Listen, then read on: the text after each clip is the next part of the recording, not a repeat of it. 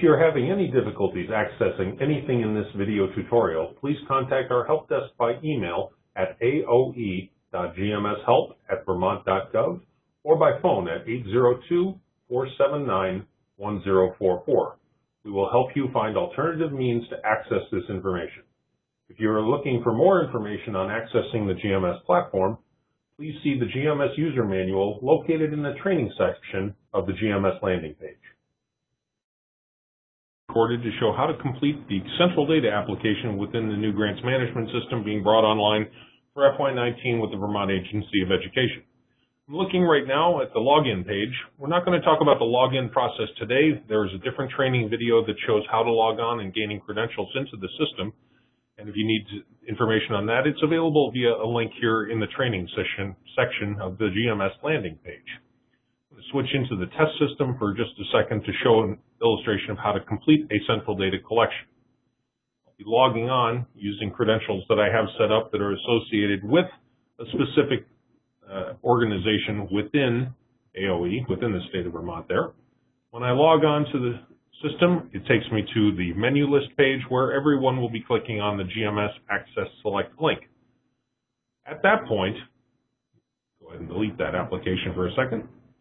You'll be brought up to your specific organization. The ID that I'm logged in with is part of Wyndham Central here. For FY19, the list of available collections that I could create are central data. There are continuous improvement plans, and I've also got the IDEA application that's in the test environment ready to be created right now. I'm going to go ahead and click on Create for Central Data. You'll notice that for the CIP, there is no Create button because you have to actually indicate for which school you want to create your application. But I'm focused on Central Data right now, so I'm going to click the Create button next to Central Data, and that will bring me into the tab structure for Central Data Collection. Background information about what is central data. The whole point here is that we're trying to put information that is relevant to all grant programs within one collection so that we minimize the number of times we're asking you to complete that information and reduce duplicate data entry. Your central contacts page will have information about the address of your administrative office and who your SU head is. Your DUNS number is something that will be used in the payments process as we move into the summer of 2018 and beyond. These are the common assurances that need to be agreed to across all grant programs. So, for example, Attachment C are the common state provisions. Attachment D are common federal provisions. And finally, the Submit page is something that we'll complete at the very end of this process. So let me go back to the beginning here. The Overview page, again, this is the first tab on the tab strip. There's nothing for you to respond to here. Just some general information about what it is that we're asking you to do here. Central contacts, to the extent that it can be preloaded, we will have preloaded this information. Required fields have an asterisk next to them, whereas fields that are optional, such as your summer phone or fax numbers, those are not required. If I'm going to space out the city name here just to show an example of what happens when you skip a required field. When I click Save Page at the bottom of the page, it says, well, that city was a required field. We didn't save the page because that wasn't filled out. If I attempt to navigate to a different tab by clicking the Overview tab, for example, without saving that information, the save did not complete. And in this case, I was deleting an actual saved value, so that delete did not complete successfully. Change my resolution a little bit here so that the fields align a little bit differently. The city field was successfully saved previously, so that delete didn't take effect. Moving over to the second page, the DUNS number page, this is where we ask you to go into the System for Award Management, download a copy of your entity record to show us that you have a SAM expiration date in the future. For full information on that page, there's information on this page about that process and a link that takes you out to sam.gov so that you can, the federal system where you can provide your entity overview record. You will need your DUNS number, which you can usually get from the business manager of your organization. I'm going to go ahead and type in a fake DUNS number, just 123-123-123. The system can't validate that number, but when you submit this, that will be checked by the staff within the Agency of Education to make sure that that is indeed correct. I also need to enter a SAM expiration date. Now, we're recording this in March of 2018. If I put a date that is in the past and I attempt to hit save, it's going to tell me your expiration date can't be in the past.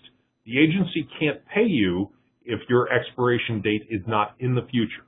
So I'll go ahead and set a date of May 15th, 2018. That's in the future as of the filming of this, or as of the recording of this video. When I hit Save Page Now, that error message goes away and that value has been completely saved. You must upload a copy of your entity overview record from SAM.gov, and you do that by saving that PDF onto your PC or Mac or onto your local network.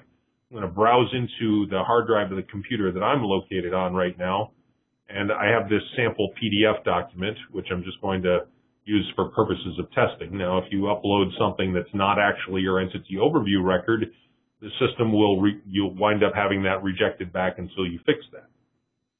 After I clicked open there, I must click the upload button, and now the upload's completed and there's a hyperlink to that PDF document that I uploaded. If I uploaded the wrong document, you can check this checkbox and hit delete selected files. As long as the application hasn't been submitted, that upload will then be deleted.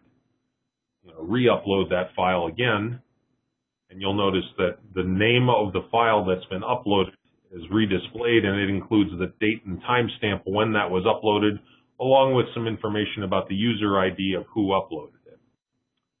With that now saved, go ahead and click Save Page just one more time. We're done. We've done our contact information. We've completed our DUNS information, and now we move on to assurances. This second row of tabs is open. The assurance process is described here.